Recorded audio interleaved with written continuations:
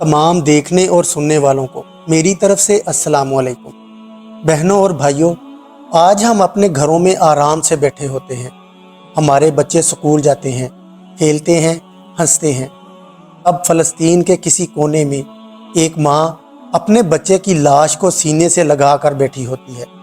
اس کا بچہ جس نے کبھی زندگی کو مکمل طور پر جیا ہی نہیں، بمباری میں مارا گیا ہوتا ہے۔ آنکھوں میں خوف، کانوں میں دھماکوں کی آواز اور دل میں ماں کی آغوش کی تڑپ۔ یہ ہیں فلسطین کے بچے۔ فلسطین کے بچے نہ تو کسی سیاست میں شامل ہیں اور نہ ہی کسی سازش کا حصہ۔ ان کا واحد جرم یہ ہے کہ وہ ایک ایسی سرزمین پر پیدا ہوئے جہاں اسرائیلی ظلم و جبر کا راج ہے۔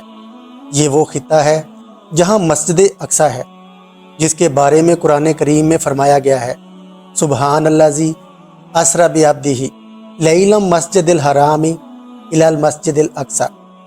یہی وہ مقام ہے جہاں سے نبی کریم صلی اللہ علیہ وآلہ وسلم معراج پر گئے، لیکن آج وہی زمین خون میں نہا رہی ہے۔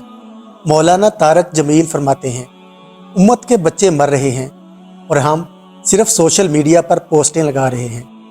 اگر یہی حال رہا تو کل قیامت کے دن وہ بچے ہم سے سوال کریں گے کہ تم نے ہمارے لیے کیا کیا۔ آج دنیا بھر کے مسلم حکمران خاموش تماشائی بنے بیٹھے ہیں۔ جن کے پاس افواج ہیں، دولت ہے، طاقت ہے، وہ صرف مذمتی بیان دے کر اپنی ذمہ داریوں سے جان چھڑا لیتے ہیں۔ کوئی اسرائیل سے سفارتی تعلقات توڑنے کو تیار نہیں، کوئی تیل کی ترسیل بند کرنے کو تیار نہیں، اور کوئی اقوام متحدہ سے کھل کر بولنے کو تیار نہیں۔ مولانا طارق جمیل یہ بات کہتے ہوئے رو پڑتے ہیں کہ امت مسلمہ کے 50 سے زیادہ ممالک ہیں، اربوں مسلمان ہیں، لیکن فلسطین کے معصوم بچوں کو بچانے والا کوئی نہیں۔ اگر تم میں غیرت ہوتی تو کم از کم آواز ہی بلند کرتے۔ تمہاری خاموشی چیخ چیخ کر بتا رہی ہے کہ تمہیں نہ دین کی فکر ہے اور نہ ہی امت کا درد۔ تو ہم اتنے بے بس کیوں ہیں؟ بہنوں اور بھائیوں، یہ ایک اہم سوال ہے کہ ہم بے بس کیوں ہیں؟ کیا واقعی ہم کچھ نہیں کر سکتے؟ مولانا طارق جمیل اس کا جواب دیتے ہوئے کہتے ہیں، تم بے بس نہیں ہو، تم بے حس ہو۔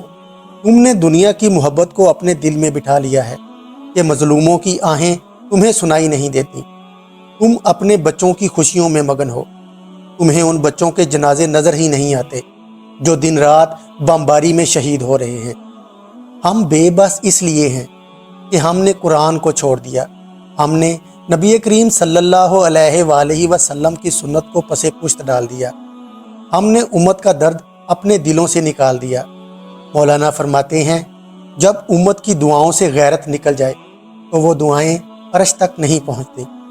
جب امت اپنی ماؤں، بہنوں اور بیٹیوں کی عزت کو لٹتے دیکھ کر بھی خاموش رہے تو اللہ بھی اپنا فضل روک لیتا ہے۔ مولانا طارق جمیل اس بات پر زور دیتے ہیں کہ صرف حکمران ہی نہیں، ہم سب ذمہ دار ہیں۔ ہم نے اپنی زندگیوں سے دین کو نکال دیا ہے، ہم نے دنیا کو اپنا مقصد بنا لیا ہے۔ اگر ہم واقعی امت کا درد محسوس کریں تو ہماری دعائیں، ہمارا اتحاد اور ہماری آواز فلسطین کے بچوں کے لیے ڈھال بن سکتی ہے۔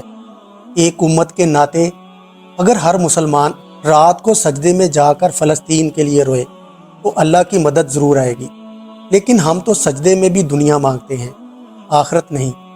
اگر تم واقعی کچھ کرنا چاہتے ہو تو نماز قائم کرو اور اللہ سے فریاد کرو، دعاؤں میں امت کو یاد رکھو، خاص طور پر فلسطین کے مظلوم بچوں کو مالی امداد کرو۔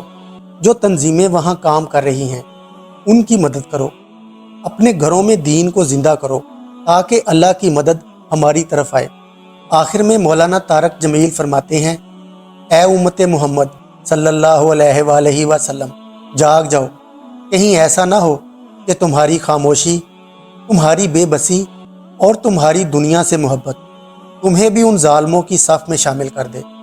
ان معصوم بچوں کی چیخیں قیامت کے دن گواہی دیں گی اور تمہارے ہاتھ کچھ نہیں آئے گا، صرف کف افسوس رہ جائے گا۔ اللہ رب العزت سے دعا ہے کہ ہمیں بیداری عطا فرمائے اور ہمیں اپنی امت کے لیے کچھ کرنے کی توفیق عطا فرمائے۔ آمین۔